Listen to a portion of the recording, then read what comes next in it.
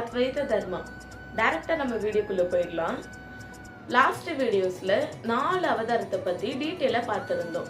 இந்த வீடியோல 5வது அவதாரமான வாமன அவதாரத்தை பத்தி தான் பார்க்க போறோம். அதை பத்தி டீட்டெயிலா பார்க்கறதுக்கு முன்னாடி இன்னொரு விஷயத்த நான் உங்களுக்கு எக்ஸ்பிளைன் பண்றேன். வாமன அவதாரம் அதாவது குள்ள மனித அவதாரம். அந்த அவதாரம் மகாவிஷ்ணு எடுக்கிறதுக்கான ரீசன் என்னன்னு சொல்லிட்டு நம்ம பார்க்கறதுக்கு முன்னாடி அந்த அவதாரம் எடுக்கிறதுக்கு, அதாவது பிரகலாதன் இருக்காரு இல்லையா, நரசிம்ம அவதாரம் எடுக்கிறதுக்கு ரீசனா இருந்த அதே பிரகலாதன் தாங்க. அந்த பிரகலாதனோட பேரனோட கதை தான் இந்த வாமன அவதாரத்தோட கதை. அதாவது பிரகலாதனுக்கு சிபி மன்னன், பாஷ்கலன், விரோசனன் அப்படின்னு 3 பிள்ளைகள் இருக்கிறாங்கன்னு சொல்லிட்டு ஒரு புராணத்துல எழுதப்பட்டிருக்கு. அதாவது சிபி மன்னன் சொன்ன உடனே உங்க எல்லாருக்கும் ஒரு சின்ன கெஸ் வந்திருக்கும். அதாவது கரெக்டா நீங்க கெஸ் பண்ணிருப்பீங்கன்னு நினைக்கிறேன். புறாக்காக தன்னையே தானமா கொடுக்க முன் வந்த மன்னர் தான் சிபி மன்னன். ஆனா வேற ஒரு புராணங்கள்ல சிபி மன்னனோட தாய் தந்தையரோட பேரு வேறையா இருக்கு. அதாவது தந்தையோட பேரு உஷிநரன், தாயோட பேரு மாதவி. இவங்க 2 பேருக்கு பிறந்தவர் தான் சிபி மன்னன்னு வேற ஒரு புராணங்கள்ல சொல்லப்படுது. ஆனா தசாவதாரம் புக்ல, அதாவது தசாவதாரம் சொல்லிட்டு நான் ஒரு புக் உங்களுக்கு இன்ட்ரோ பண்ணியிருப்பேன். அந்த புக்ல சிபி மன்னன் பிரகலாதனோட பையன் சொல்லிட்டு எழுதப்பட்டிருக்கு.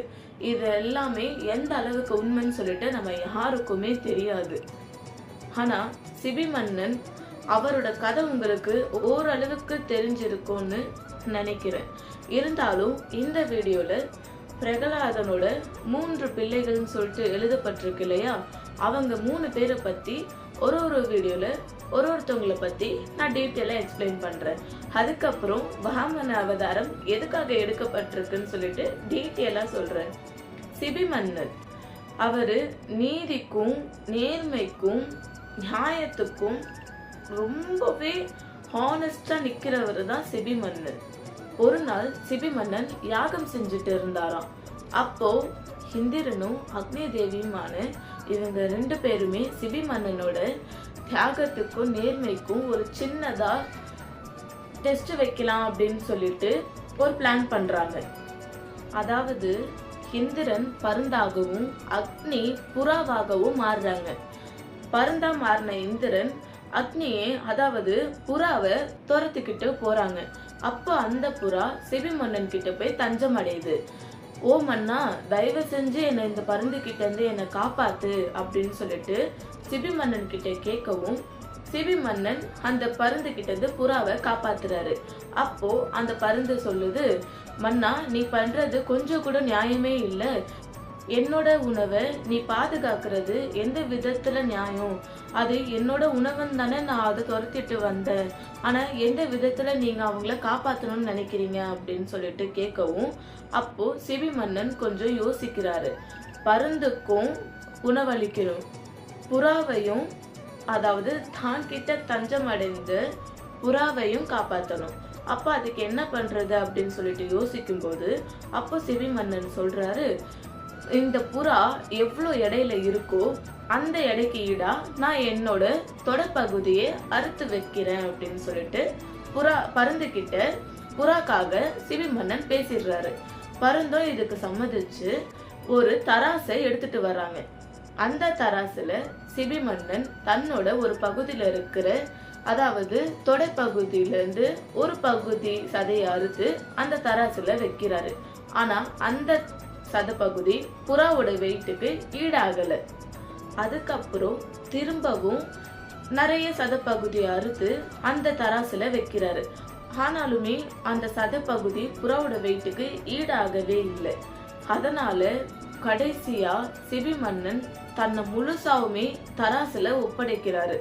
அப்போ அந்த வெயிட் ஈக்குவலா இருக்கும்னு சொல்லிட்டு தன்னையே முழுசா ஒப்படைக்கவும் இந்திரன் இருக்காரு இல்லையா, அதாவது பருந்தா மாறின இந்திரனும் புறாவா மாறின அக்னியும் தன்னோட ஒரிஜினலான அவங்களோட ரூபத்துக்கு மாறுறாங்க. மாறிட்டு ரொம்பவே நெகிழ்ச்சியாகி ரொம்பவே மகிழ்ச்சியாகி ரொம்பவே மனசு சந்தோஷத்தோட சிபி மன்னன் கிட்ட அவங்களோட உண்மையான இதுவை காமிக்கிறாங்க. அடுத்து என்னங்க, அவங்க ரொம்பவே மகிழ்ச்சியாகி தேவர்கள் சிபி மன்னனை ரொம்பவே பாராட்டி அங்கிருந்து மறைஞ்சிட்டாங்க. இந்த ஸ்டோரியை ஆக்சுவலா நம்ம எல்லாருமே ஸ்கூல் படிக்கும் போதே கேட்டிருப்போம். அந்த மன்னன் தாங்க இந்த சிபி மன்னன். இந்த சிபி மன்னன் யாரோட பையன் சொல்லிட்டு நம்மளால 100% ஷுவரா எப்பவுமே சொல்ல முடியாது. ஏன்னா முன்னாடி நான் சொன்ன மாதிரி தாங்க ஒரு புராணங்கள்ல ஒருத்தங்க ஒரு மாதிரி சொல்லும்போது நம்ம எல்லாத்தையுமே தெரிஞ்சுதான் வச்சுக்க முடியுமே தவிர எது உண்மை எது பொய்ன்னு சொல்லிட்டு நம்மளால 100% சொல்லவே முடியாது. எனக்கு தெரிஞ்ச வரைக்கும், என்னால முடிஞ்ச வரைக்கும், எனக்கு தெரிஞ்ச இந்த 2 விஷயத்தையுமே நான் உங்ககிட்ட சொல்லிட்டேன். ஒண்ணு பிரகலாதனோட பையன் சொல்லிட்டு சிபி மன்னனை சொல்றாங்க. 2வது உஷினரனும் மாதேவிக்கும் பிறந்த பையன் தான் சிபி மன்னன் சொல்லிட்டு இன்னொரு புராணம் சொல்லுதுன்னு நான் சொல்லிட்டேன். ஸோ எந்த அளவுக்கு எது உண்மைன்னு சொல்லிட்டு நம்ம ஆராயறத விட நம்ம புதுசா கத்துக்கிட்டு புதுசா தெரிஞ்சுக்கலாம். அடுத்த வீடியோல பிரகலாதனோட 2 பசங்களை பத்தி, அதாவது 2 மன்னன்களை பத்தி நான் உங்களுக்கு டீட்டெயிலா எக்ஸ்பிளைன் பண்றேன். அடுத்த வீடியோக்காக கண்டிப்பா வெயிட் பண்ணுங்க. அத்வைத தர்மா.